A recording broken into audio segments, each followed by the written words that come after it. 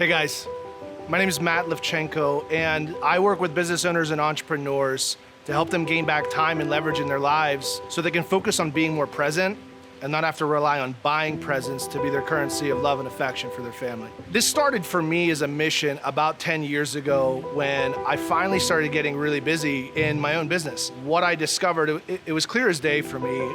I was coming home, I just started gaining momentum in my business, and I was putting out a fire. And I'd been gone all day on showings, on meetings, and this deal that was about to close was absolutely falling apart.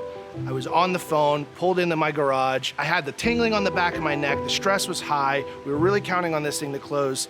And as I walked through the door, my daughter at the time, who was only 4, ran up to me, super excited to share with me some amazing thing that she just did in school. And I couldn't do it. I couldn't have it. I shushed her. I walked away, and my wife came in to pull her away. And when it was time for me to come by, I just remember seeing it in her eyes and seeing in her face that she didn't want to share anymore. And I lost that moment. And I really vividly remember that. It's like, okay, this isn't okay. I've been coaching business owners and entrepreneurs now for the last 9 years, and I found some really interesting patterns that I didn't like that were in the industry, and that was that the very people that we do this for are actually the first ones that we sacrifice in order to get to the next level. And that has to stop. My earliest memory of this was as a kid. My parents worked really hard, my dad worked really hard, and he never came to things. And I justified it as okay. The challenge with that is that he doesn't get to experience what it was like when I won the game-winning field goal as a sophomore in high school to take our team to the playoffs for the first time in 10 years. He doesn't get that. The time that I was chasing a client to help them close on a transaction and my daughter had a solo as an 11-year-old in her dance recital happened without me. And she doesn't dance anymore. I don't get that time back.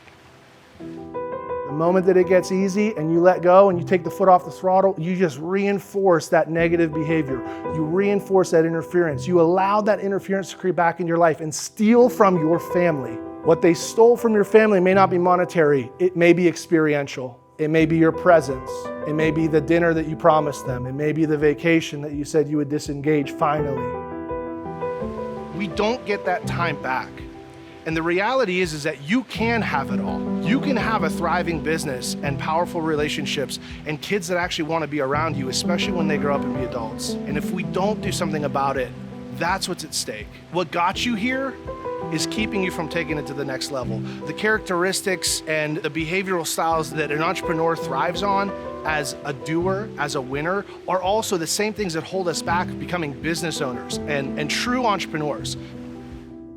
What happens when you have an input or an impetus to grow? You know it's good for you. You want to change. You see the evidence. There's people around you doing it. You're like, I can also be like them.